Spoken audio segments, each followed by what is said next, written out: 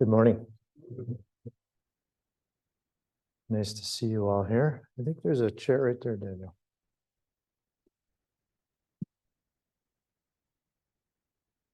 So welcome. This morning I'm going to give a talk titled Cherish, No Opinions. And if any of you were in Toku Cynthia Scott's Trusting the Heart Mind class, you probably recognize the phrase. It's a phrase from this poem, Trusting the Heart Mind.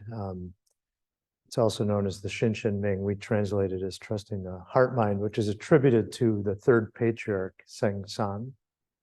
And the line goes like this. It says, "Do not seek after truth, only cease to cherish opinions." And that's our practice right there. Do not seek after truth, only cease to cherish opinions. And seeking after truth, that's what we do. That's what we're good at. That's sort of our specialty, right? We have this sense that this right here, something is off. There's something we don't understand or something is not right. And then we go, well, that's going to help take care of it. We don't know what that is. We might have some vague ideas, but it's just something out there. And then we go in pursuit of it. We go in pursuit of the truth. We go in pursuit of what can right this situation. And my guess is that that's how some of us came to Buddhism and Zen. There was something that was just seemed off, didn't seem right. The world just didn't work the way that you thought it was supposed to be working. And perhaps your seeking out after truth took you here. So it's a very common thing that we do. It's how we tend to do things. So there's nothing wrong with it. It's just we want to start to notice that that's not going to take care of the problem that we're feeling. That's it. What we feel is off, that sense of off-kilteredness, what we call in Buddhism dukkha. That isn't going to be resolved. We're not going to be able to address that by going out and looking out after things, but we do that. So that's okay. Like I said, it might have taken you to Zen practice. It can take you to some interesting places. With Zen practice, we can see that this is what we do because we don't even realize we're always doing it. We just sense and we're off doing things. With Zen practice, we can see that this is what we can do, or that this is what we tend to do. And we can see what assumptions that activity rests upon. So that's do not seek after truth. And maybe we can kind of get a glimpse about what it is that do not seek after truth is pointing out, because maybe we have gone seeking.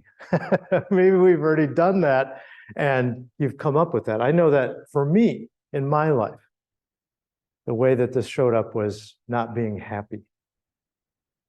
And then I would do this thing. And it wasn't a thing like make a model airplane. You know what I mean? It was like a big life project thing. And I would do this. And then at some point, I'd realize I was as miserable as I'd been going into this project, if not even worse. So then I would go, okay, this isn't working. And I'd throw that all off to the side. And then I'd go after something else. Same thing. So maybe we've gotten a taste of that. Maybe we've gone seeking after truth a couple times, seeking after happiness, seeking after whatever it is, peace of mind. And we haven't had any luck with it. But really, this teaching, do not seek after truth, really only becomes clear to us when it sinks in. It's something you can hear and you might go, okay, I understand that. But it's only when you've done it or only when you truly see it in your heart that you can see what this teaching is pointing to. So, but maybe we can, like I said, get a glimpse of what it's pointing to. But it might surprise us to hear Seng-san boiling practice down to only cease to cherish opinions. That one might kind of take us by surprise. And in fact, I'm guessing that some of us might struggle with or push against what it is that we think we're hearing in this teaching, right? So we might struggle with something that we think we're hearing in this teaching. And what is it that we struggle with?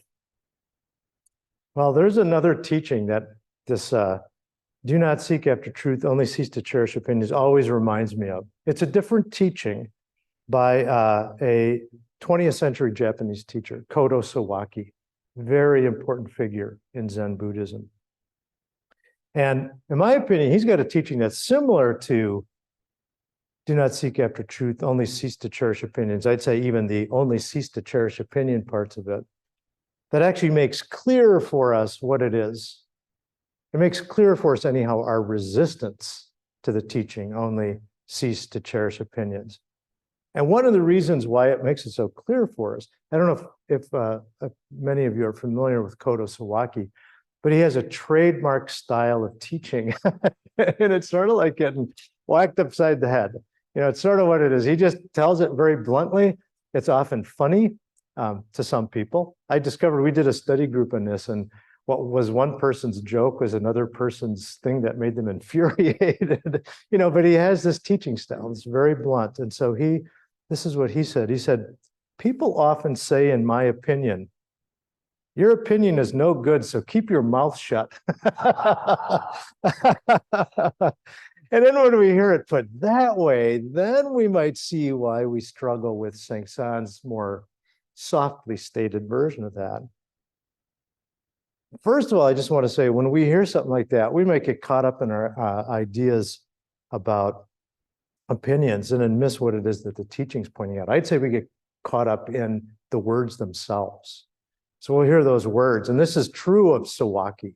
Because of his blunt style, people the words are just right there, and then they go after that going, aha, what is this guy talking about?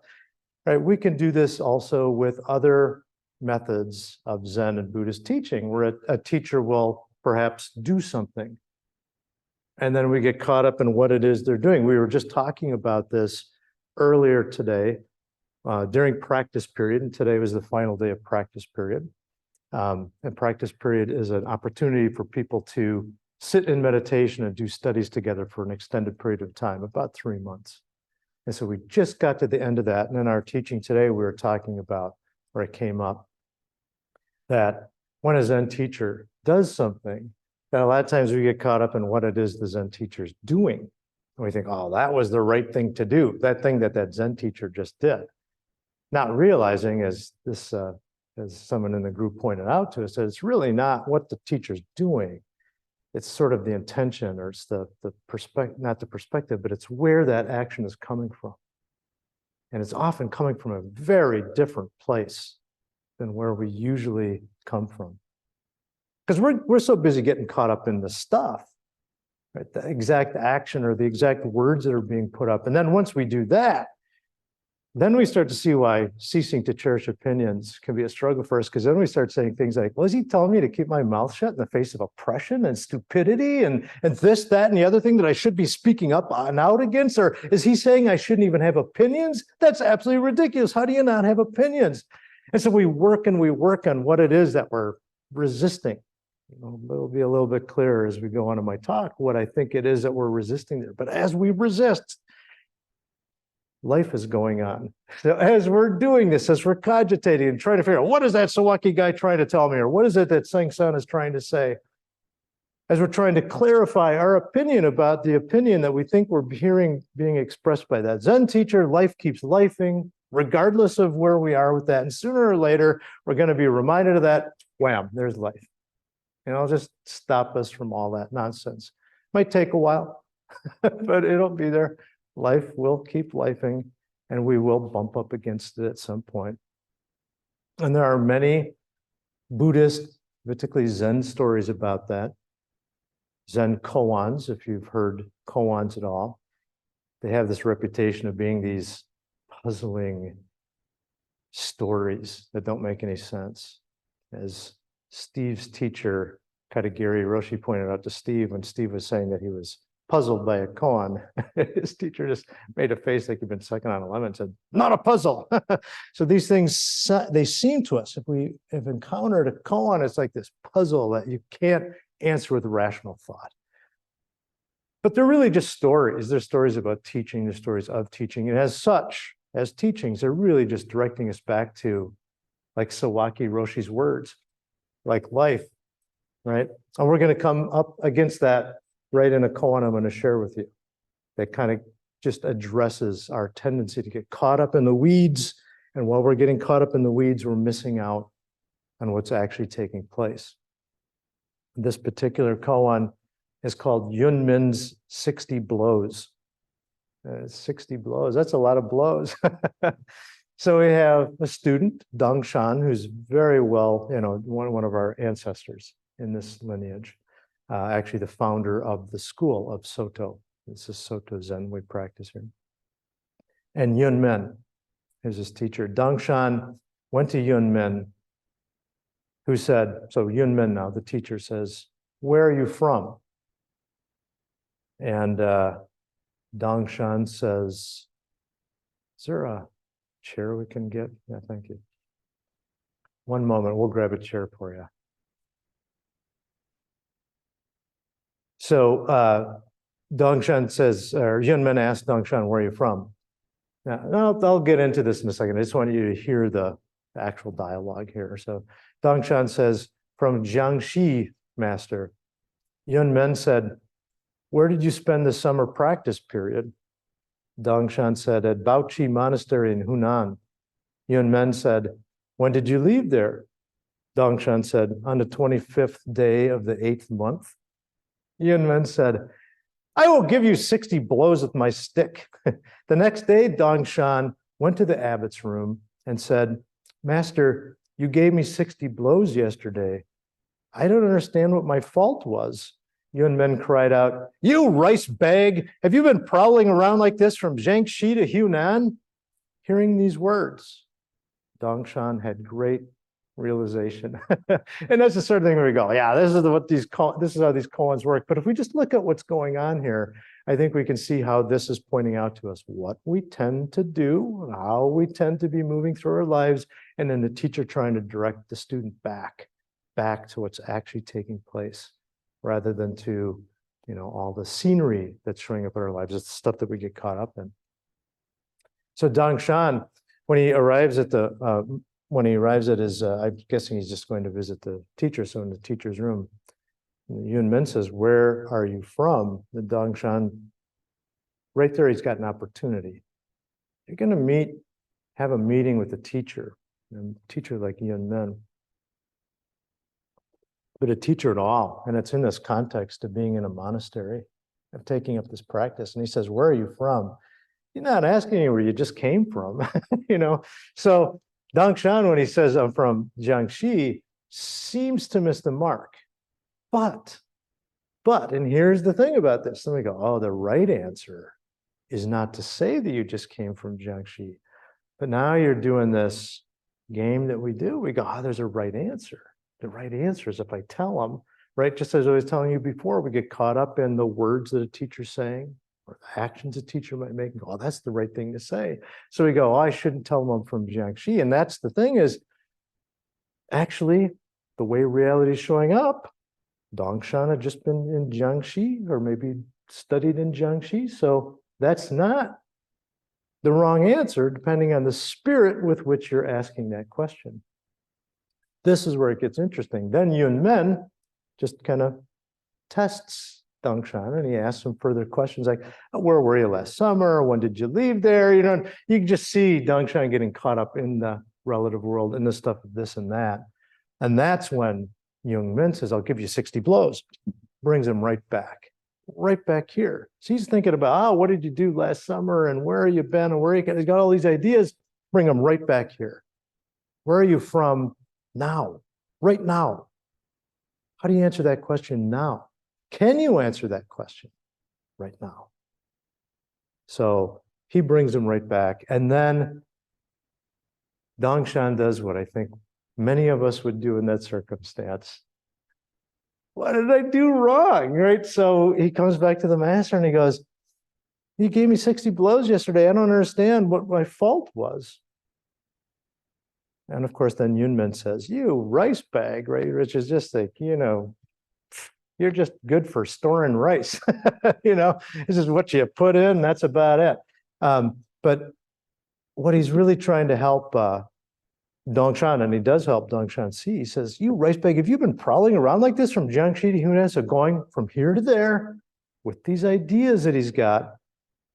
The problem that Dongshan was having was that he's going, "What did I do wrong?" And you can almost imagine him spending the rest of the day trying to go, "Why did I get the 60 blows? What did I do wrong?" I mean, I answered you guys' questions. I answered them as honestly as I could possibly answer. So what he's doing is he's not present. He's not realizing what the 60 blows was, which is just to bring him right back here, right back here. Now he goes away and he's off again, seemingly off. He's always just right back here. That's what his teacher was trying to help him to see. You're right here. You're right here. It's right here. Even more so. This right here, right now. Stop going off, right? So Dongshan continues. And then he thinks there's something at fault. So another thing, when you read these stories, sometimes you hear he's getting 60 blows. Well, that's because he was a bad boy. He didn't answer the question right, so he's getting punishment. But that's not what the 60 blows is. First of all, it's often just a rhetorical device. I give you 60 blows. There was the Korean Zen master who was in the United States. Now I'm going to forget his name. He taught out east. Norm, you know his work. Sung San. He used to say, "I'll give you 30 blows." I think that was his thing. And there's a very funny story in one of the collections of his teachings where he went to visit an Eastern Indian master. And the Eastern Indian master was asking questions, and Sung San was giving these very cryptic, Zen-like answers. And the Hindu master was getting more and more puzzled with every answer he was getting. And finally, Sung San said to him, "I give you 30 blows." And the translator just kind of looked startled when he said that, and then translated it to the Hindu master, who got very upset, you know. But the 60 blows could just be a rhetorical move. But again, it's just back here, right? So the 60 blows yesterday, not punishment. It's just bring you back to this, to what it is that's taking place. Instead of going from here to there, like we do, looking for our answers. And then Dongshan finally realized what his teacher was pointing out to him. Pointing out that, hey, you're just getting caught up in the scenery. You're getting caught up in the stuff. We do this. We get caught up in this and that. And I put in my notes, especially that. We get caught up, especially in the stuff that we see outside of us that might be vexing us or that might be enticing us. And that's the stuff we get caught up in. So we don't get caught up in this, which in Dharma field, when we write stuff like this out, that this I'm using right now is this. It should be capital T, H-I-S, capital T. It's not this. You can't get caught up in this. It's getting caught up in this and that. And then once we get caught up in this and that, then something can be at fault. Then there can be fault arising. Or if we look at reality, it doesn't have that nature. There's just what's showing up. Nothing's at fault. It's just, this is what's showing up. So now we come back to Koda Suwaki. People often say, in my opinion, your opinion is no good, so keep your mouth shut. Yeah. And we just keep continuing to go, why would somebody's opinion be no good? Don't we need to evaluate that on a case-by-case basis, Mr. Fancy Pants Zen Master? Don't we have to do this on a case-by-case? How can you just say they're no good? And we might ask ourselves, are you telling me, again, as we said before, I can't have opinions? I have opinions all the time. I got one right now, mister, and I think that, you know, whatever it is. And we get caught up in these questions we're asking ourselves or these responses we have, and we miss what the teacher is pointing to. We can see something right there in all that agitation. We can see that we're holding an idea about opinions.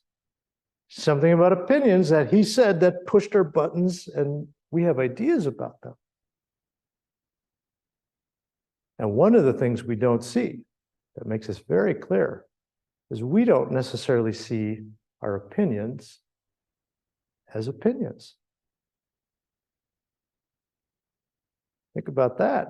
You know, we have these views about the world, and we hold on to them, and they are true. And we don't understand that those are opinions themselves. Now, you say, well, that's not my idea of what an opinion is, a view. Maybe, maybe not.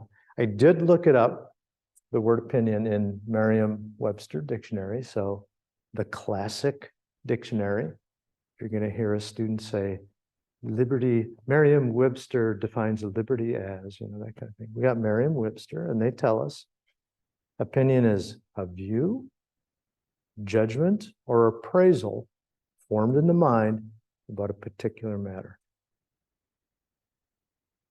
And what I would point out is that when you have that view, often that judgment and appraisal are coming right along with it. They just all come together. We got a view, and then with that view is, well, it's the right way, right? It's the view that you hold on to. It's our point of view, it's our perspective. And one thing we need to remember about perspective, and again, it's something we probably can intellectually understand, but when we're in the heat of the moment, something that's good to observe and remember is that perspective is inherently limited. It's all about from this perspective, this point of view. So we can think of perspective in art. If you look at a drawing and you're looking at a perspectival drawing, it's got a particular point of view. And by the way, that point of view is your point of view. So it's got a point of view, and that's what's great about it. It's an invisible point of view. It's all about you. That picture's all about what you're seeing and not seeing, but it's all about you. Or the theater, which I've worked in for a number of years. There's a particular type of theater. It's probably the most common type of theater. It's called the proscenium theater. And proscenium is just an arch that goes over the stage. And there's one seat in the theater that's probably the best seat in the house in a proscenium theater. And that's the one that has where the perspective is your perspective.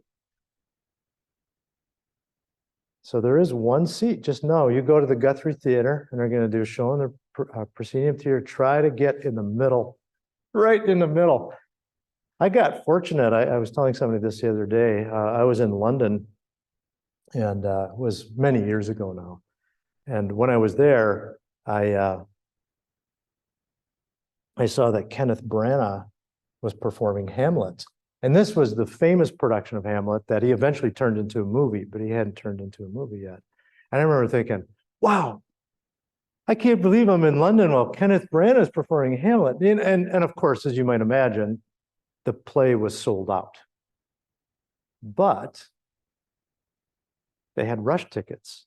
Because in big theater towns, they're always rush tickets that are held off to the side. So a sold out show is sold out except for the rush tickets. A handful of rush tickets. So I went, I'm going to go to that. So I went to the theater about 5 hours early to try to get my rush tickets. And I was already in line at 5 hours before showtime.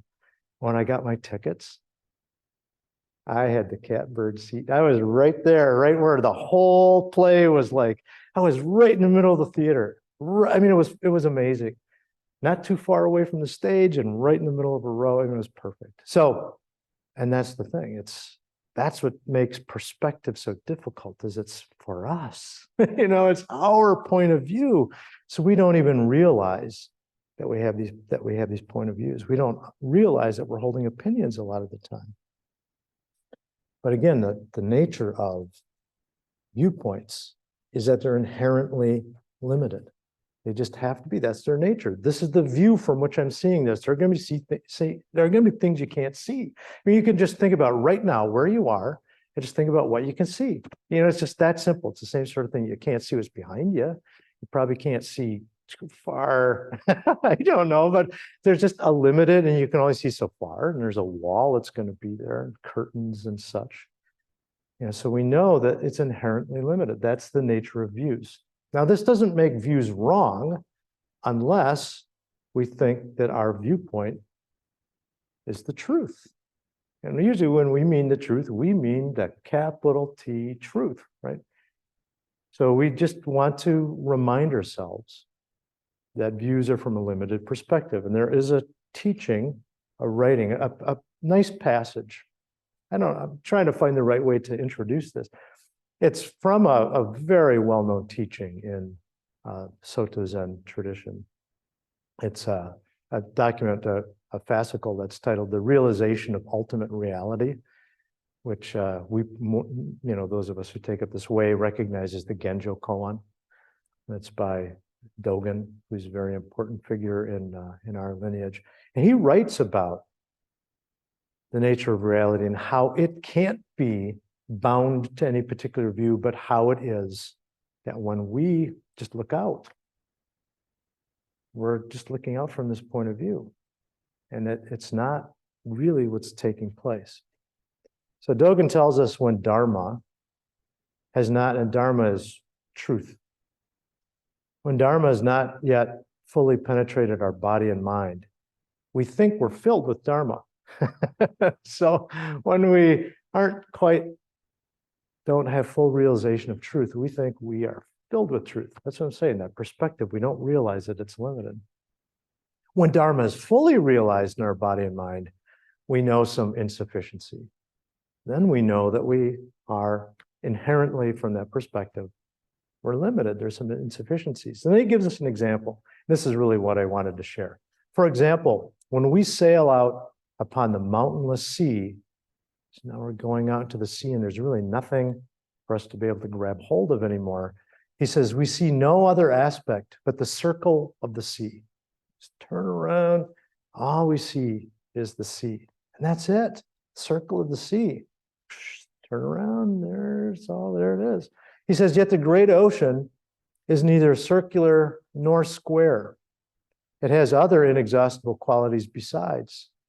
It is like a palace to a fish or a jeweled necklace to a bird.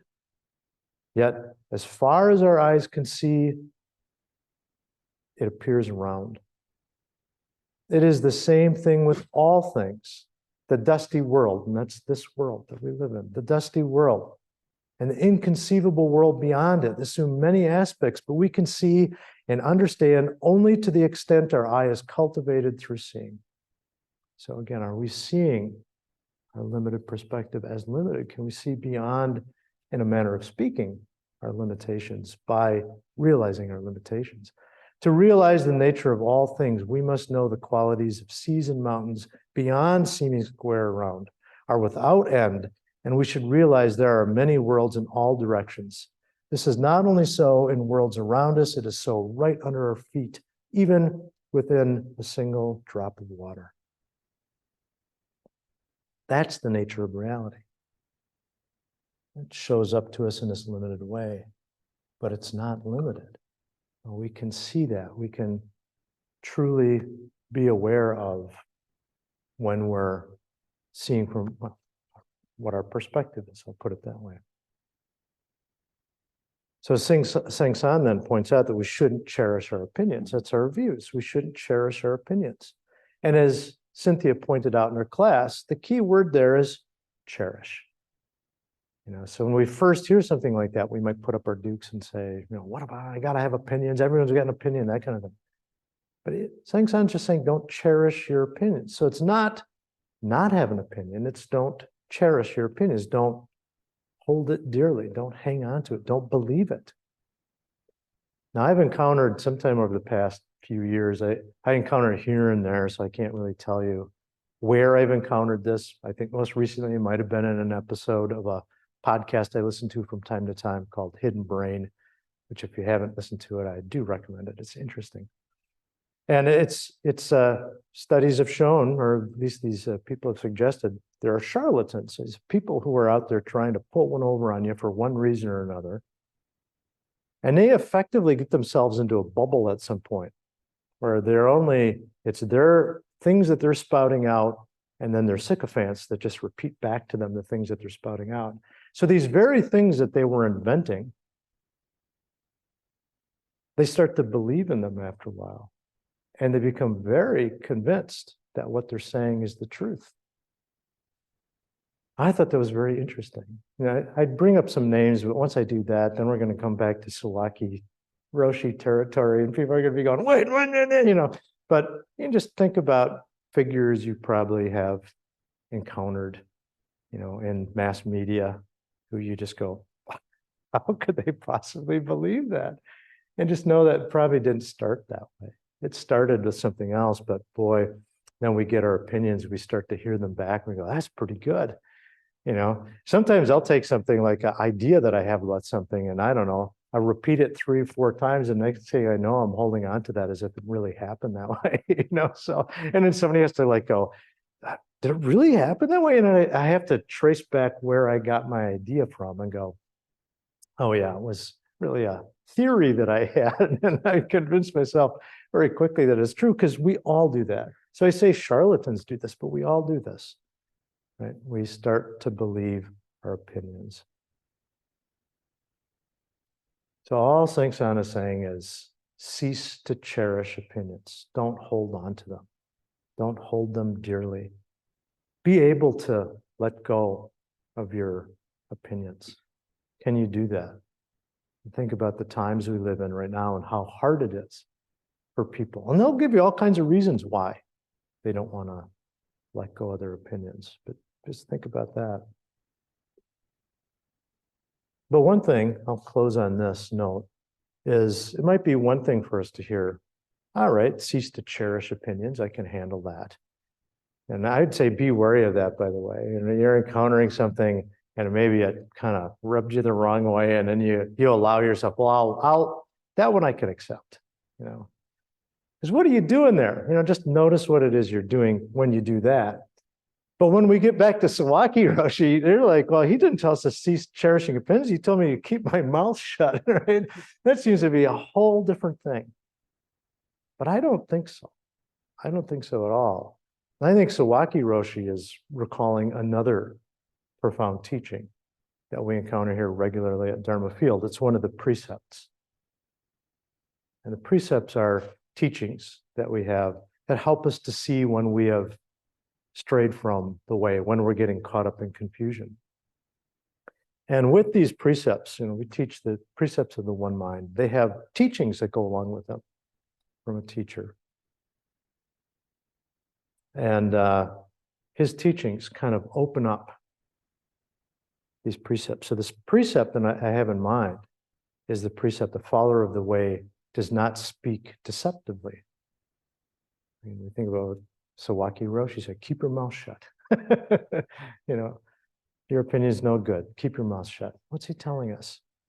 A follower of the way does not speak deceptively. So we hear that and we go, okay, I've heard this one before. Don't lie. Don't lie. But is that really what it's pointing out? Bodhidharma, this teacher, opens this up a little, this verse. He says self-nature is clear and obvious. And self-nature is reality. It's clear and obvious. How is it clear and obvious? Well, it can't be in any other way than this. And we struggle with that. Like I said, we'll start looking for the truth then. We go, this isn't working out. Not realizing it's because we have some idea, we're holding an opinion about what it is that's going on. And we go, I got to find out what's really going on here, right? Meanwhile, here it is. Can't be any other way.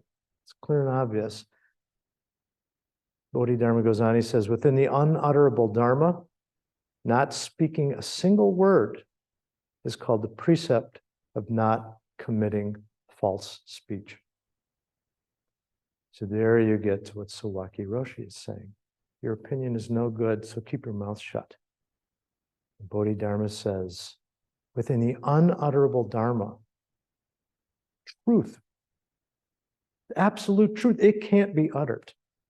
You can't say what this is. The moment you put it into words, it's already limited. It's the nature of language. Language can't say it all. I'm trying to think if I know any writers who've tried to say it all, in their writing. There's a couple. One is the great Argentinian writer, Borges, Jorge Luis Borges. And he wrote a story that he has a point. It's in somebody's basement. And if you look up in the point, I think it's the Aleph, I think that's what he calls it. When you look up at the point, it is all of reality is in this point. And he starts to write about the point. That's a very interesting thing, but we can't say it. The pleasure of reading Borges is that he writes about the impossible in language. Frequently, writes about the impossible in language. So we can't utter the truth. So not speaking a single word is not committing false speech. Otherwise, whenever we say something, just know it can't say it. It can't say it. So you want to speak with that awareness that whatever we say is not going to be the whole truth. It can't. It just can't. And that's okay. That is okay. But when we speak, then just realize when you're speaking, we're always off the mark. We're always not speaking the truth. So thinking about Sawaki Roshi, then maybe it's better not to say things. Sometimes maybe it's just better to keep your mouth shut. And yet we know we live in a world we have to speak. It's the nature of our life, so we have to speak. I wonder, can we speak yet not utter a single word? Can we speak from a place where we're not caught by our opinions? Can we speak realizing that the words are not ours and that they are not discrete or separate from reality? And if not, might it be more wholesome not to say anything? Don't answer.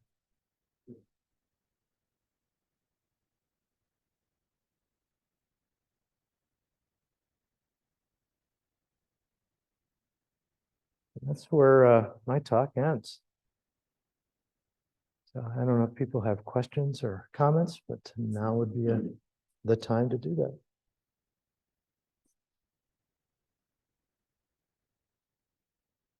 It is one of those talks, isn't it? Yeah, go ahead, Paul.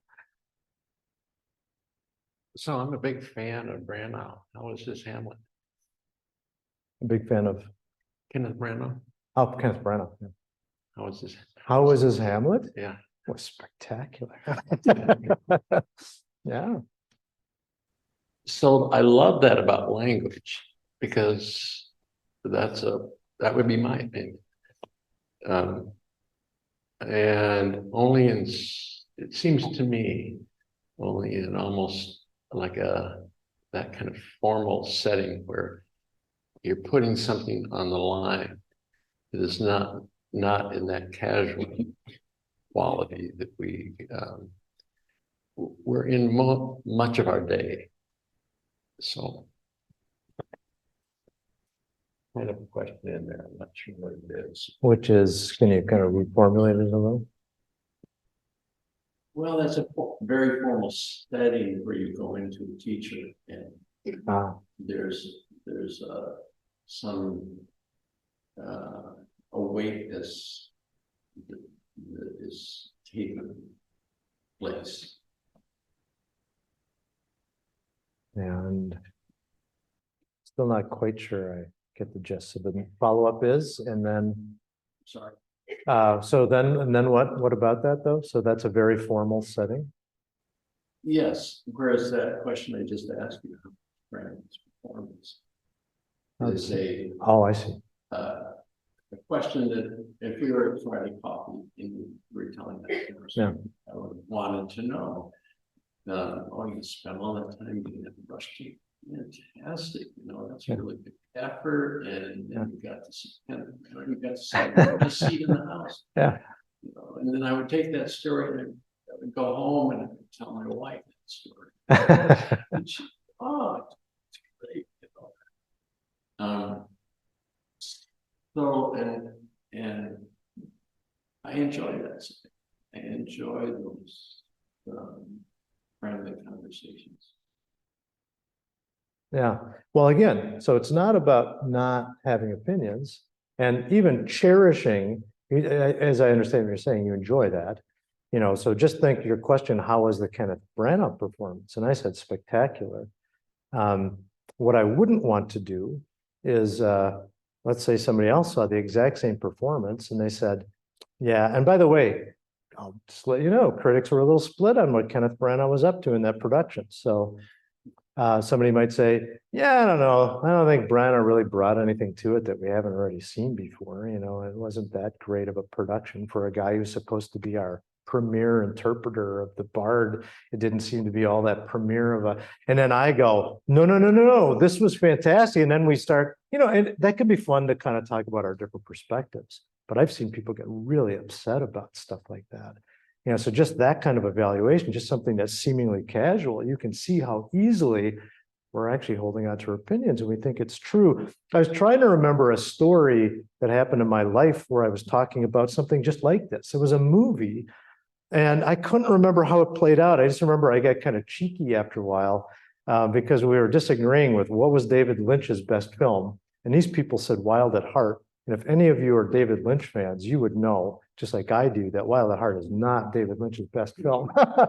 And you see what I'm saying? Like that was exactly what I did, you know, so I started doing that. And then they were like pushing back and I just realized, yeah, I see what I'm doing. So they think they've got the best film picked out. And I know that can't possibly be the best film. Well, why not? Because I don't like it.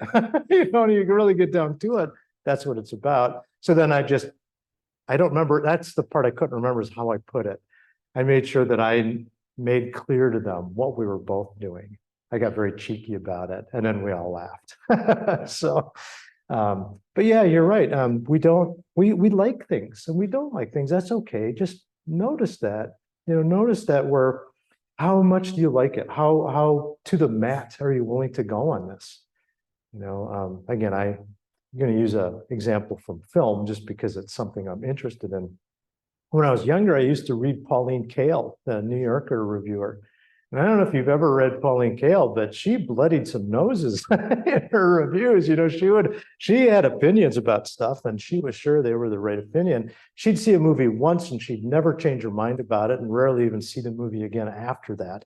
But what astonished me when I was a kid and I was starting to read her work was I saw her interviewed on the Dick Cavett show, the PBS Dick Cavett show, where we would have those wonderful half-hour interviews with people. Again, my opinion, wonderful. I'm sure I could have some people sit in and go, a half hour talking to the head of the Library of Congress? Hello, I'm not doing that. You know what I mean? So for me, I was like, this is going to be interesting. You know, but Dick Cavett, when Pauline Kael was talking about reviews, she said, I have actually stopped dating people because they disagreed with me on opinions about movies. And I'm just like, so what is what are you doing with those opinions? It's all right to cherish things, to like things. It's okay not to like things, but what are you doing with that? You just always got to watch that because we do get carried away with that very quickly and very easily. So, enjoy life, but watch it because we can, next thing we know, we're the things that we enjoy, we're kind of hanging on to. And so we feel like somebody's trying to take it away from us. We want it back, and then we're doing that. And life's just not like that. So, yeah, Peter. Thank you. Thanks, Steve. Could you talk a little bit about sort of how our opinions play into our self-image and we get invested in that way? This is how I see myself. This is how I want to be seen by others. Your sort of opinions play a role in that. Maybe I dehumanize people who disagree with you to some degree. I may have missed the beginning part of that. My hearing's a little bad. Oh, so how your opinions play a role in your own creating your own self-image and sort of your investment attachment in that way. Like I can't think something different. This is what I've always thought, and I'd be a different person. Yeah, that's absolutely right. That's what we do. Like we do that. So we have these opinions and we may not even be aware, like I said, when we're forming them, we may not be conscious of the fact that we're forming opinions. My guess is that that's probably true of opinions. We don't go, I'm now forming this opinion about this. You just have an opinion about it. And that opinion doesn't come from anywhere in particular. Again, we think it might. So what we do is we just take that up and we have it. And that's how we're creating our sense of self and how we're creating a sense of the world is we just, we're, A, it's coming from our perspective, and B, we're hanging on to it as if it's got some substance or some reality to it. And when we do that, when we unconsciously or unmindfully just sort of hang on to our opinions or ideas about things, what happens is those opinions will be challenged at some point. In some way, some manner. I talked about some of these real basic ones, but if you just think about how you put the world together, who's right and who's wrong. If you've ever been in a situation like that where it becomes really hard to pin down, you're in a relationship and there's some, something's unfolding that neither of you like. One of you points at the other and says, if you hadn't done this, and the other person says, well, if you hadn't done this. And if you really start to look at it, you start to realize both of you are right, both of you are wrong. I mean, it's hard to pin that stuff down. So coming up against them, these hard ideas we have, like you did this because you did this, this is what's happened. If we can let go of that. We usually only do that when we've come up against it. I don't know if I'm answering your question or dancing around it, but that's how we create self-image. Our self-image is our perspective, and our perspective then is our view, and our view is how we seem to be perceiving the world, and that's the stuff that we take to be truth. And once we do that, we are doing all this. We're doing all this. We're not paying attention to what it is we're doing. And so when those opinions prove to be empty, which they are, empty of any kind of real substance, all kinds of things can happen. We can laugh about it. We can just go, yeah, I guess I was wrong about that. Or it could be a lot more earth-shattering than that. And in that way, we're just doing it at every moment, unless we can stop and just pay attention and see what we're doing. And we still might be doing it, but can we see that we're doing that? When we see that we're doing that, we can often see the ridiculousness of what we're doing. Or if not ridiculousness, the fact that what we're doing can be harmful. So I don't know if that answers your question. Yeah, thanks.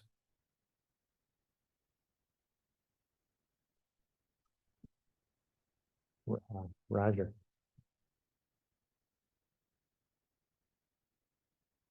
I don't know whether I'm going to be able to say this well clearly. Basically, I agree with what you were saying. On the other hand, I think it's important for people to somehow or other get their values out.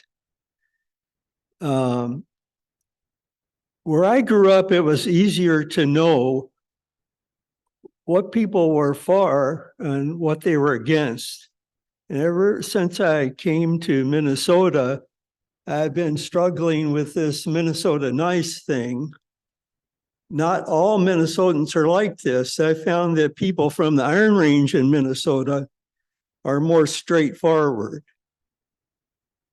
But I like, somehow or other, I think in our words, we should at least display our values.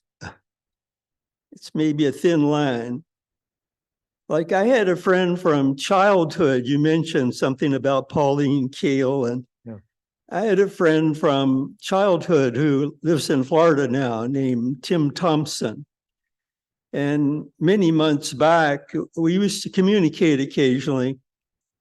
And he was praising Trump. And I said, Tim, you're a regular churchgoer. I think you think you're a Christian. Trump breaks multiple commandments every day. And he said, that's the end of our friendship. I said, okay, Tim, goodbye. So sometimes you just have to at least know, people should know who you are. And even when I taught at the University of Minnesota, some Minnesota people said, Roger, we always know who you are and what you're for. You don't ever have to wonder about that.